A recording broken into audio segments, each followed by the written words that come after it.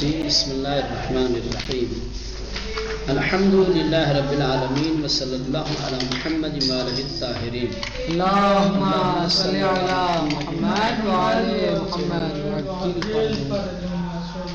ہاں چلیں، بات چل رہی تھی قرآن مجید کے نزول کے سلسلے میں جو نظریات تھے،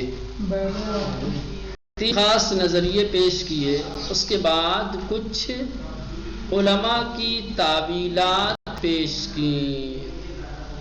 بات پہنچی تھی علامہ طباطبائی نے نزول قرآن کے بارے میں جو بات بیان کی ہے وہاں تک. علامہ نے فرمایا تھا کہ قرآن مجید اپنے حقیقی اور باطنی وجود کے ساتھ شب قدر میں قلب پیغمبر پہ نازل ہوا. قرآن کے وجود کو دو وجود بتائے، ایک وجود باطنی اور ایک وجود ظاہری، ایک وجود حقیقی اور باطنی اور ایک وجود ظاہری. قرآن کا جو وجود حقیقی اور باطنی ہے، کہتے ہیں کہ شب قدر میں وہ قلب پیغمبر پر نازل ہوا. اور جو ہم نے حیات پیغمبر میں قرآن کا نزول تدریجی دیکھا ہے، یہ پھر اس کے بعد جو ظاہر قرآن ہے. پھر 20 سال رسالت اور نبوت کی زندگی میں آہستہ آہستہ کیا ہے نازل ہوا. تو اس طریقے سے تعبیل کی ہے.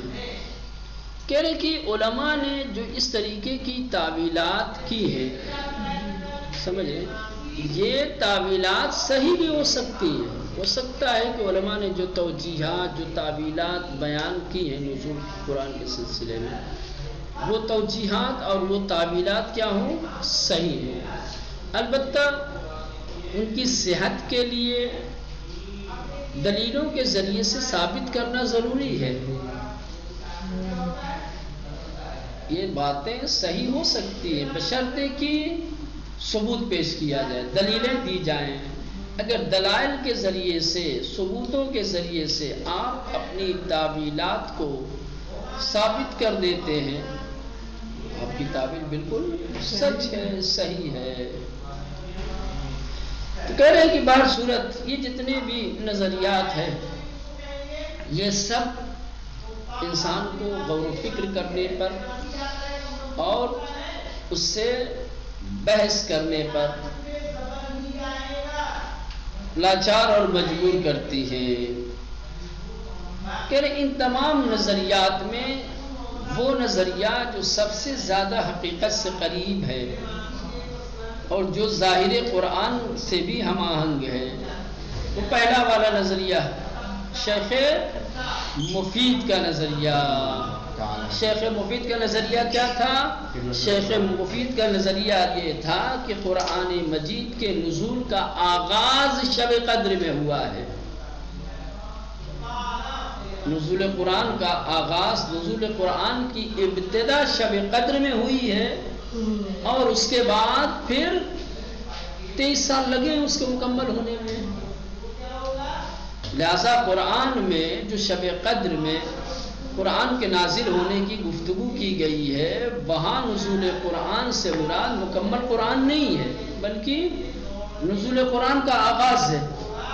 انا انزلناہ فی لیلۃ القدر، ہم نے اس قرآن کو شب قدر میں نازل کیا. اس سے مراد یہ نہیں پورا قرآن ہم نے شب قدر میں نازل کر دیا نا، ہم نے قرآن کے نزول کا سلسلہ شروع کیا ہے اسی شب قدر سے.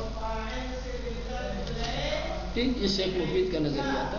کہتے ہیں کہ یہ نظریہ سب سے زیادہ معتبر مانا گیا ہے، اس نظریے کو لوگوں نے پسند کیا ہے، اور حقیقت ظاہر قرآن سے بھی یہی ہم آہنگ ہے، سمجھ رہے ہیں، اور حقیقت سے قریب بھی ہے.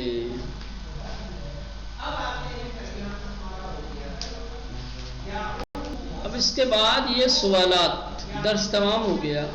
سوالات ہیں یہاں پر. نزول قرآن کی ابتدا کس رات سے ہوئی ہے؟ نزول تدریجی کا فلسفہ کیا ہے؟ جی، نزول قرآن کی ابتدا کس رات سے ہوئی ہے؟ شب قدر سے. نزول تدریجی کا فلسفہ کیا ہے؟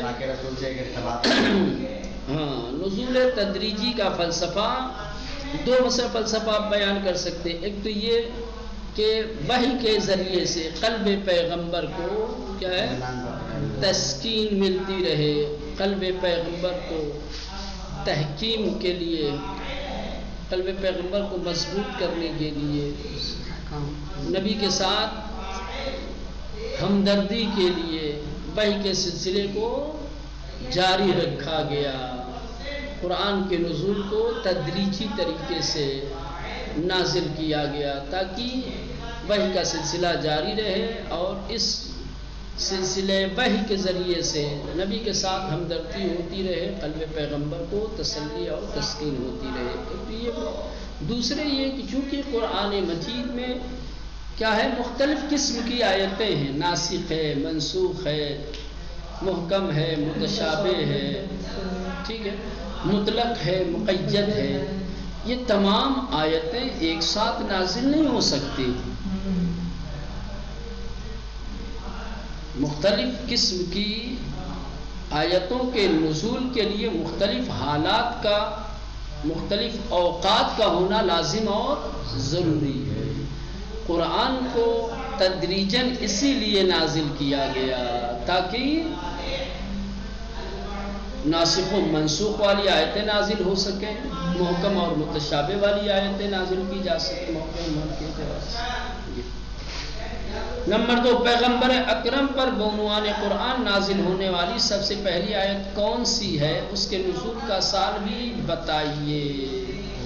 پیغمبر اکرم پر بعنوان قرآن نازل ہونے والی سب سے پہلی آیت سورہ الگ کی 5 آیت، فَاصْدَعْ بِمَا تُؤْمَرُ کو کہا گیا ہے۔ تو کس کو کہا گیا مولانا؟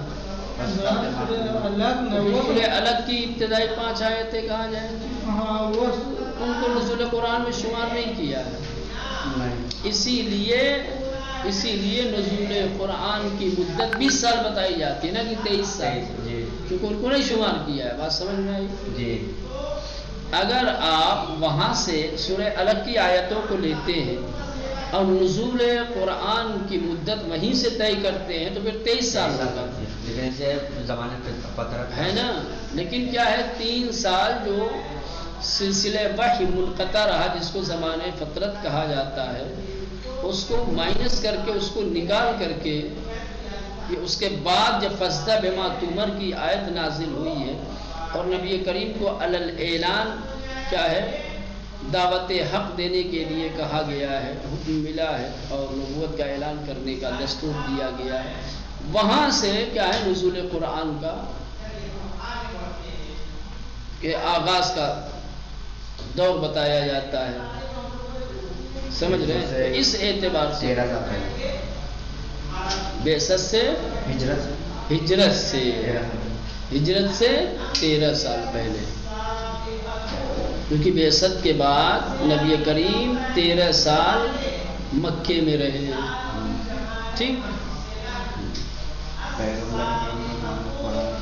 نزول قرآن کے باب میں عہد فترت سے کیا ہو، اس کی ابتدا اور انتہا کن آیتوں سے ہوئی ہے؟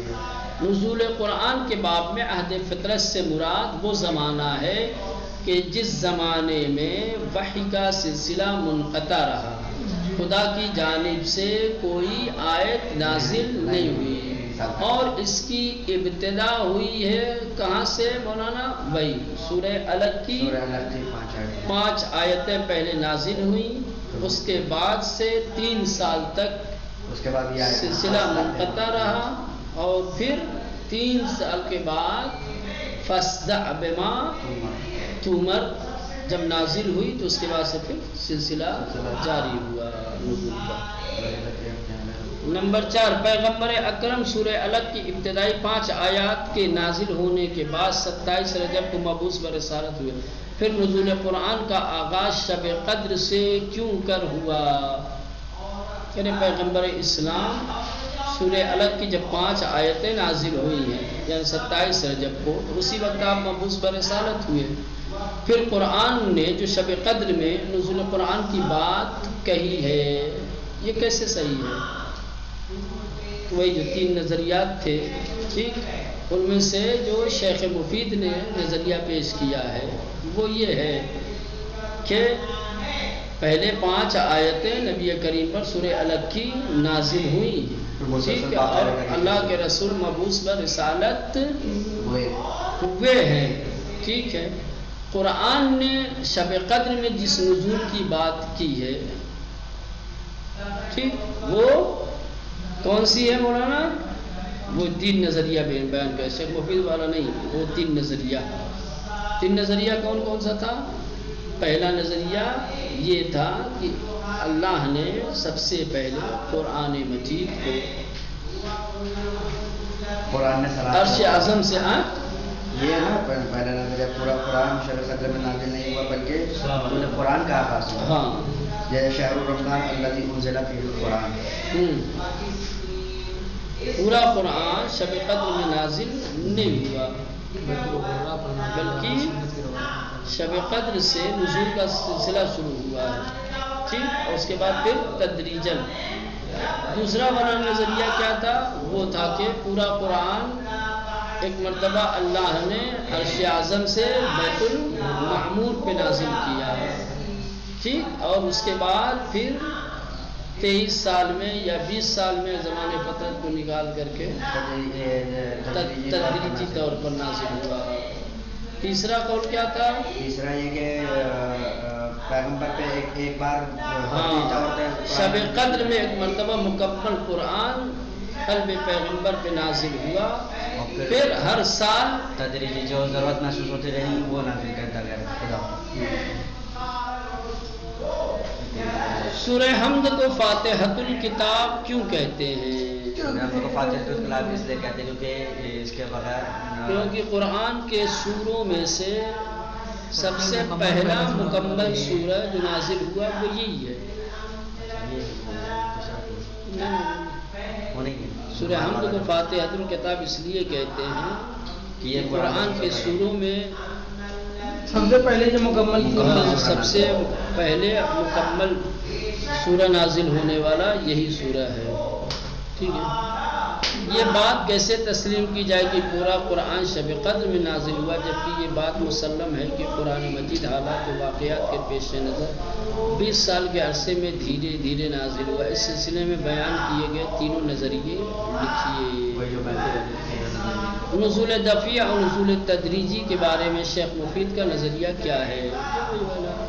نزول دفعی سے مراد یہ ہے کہ قرآن مجید کے نزول کا سلسلہ شب قدر میں ہوا ہے، جس کو نزول دفعی کہتے ہیں، اور پھر اس کے بعد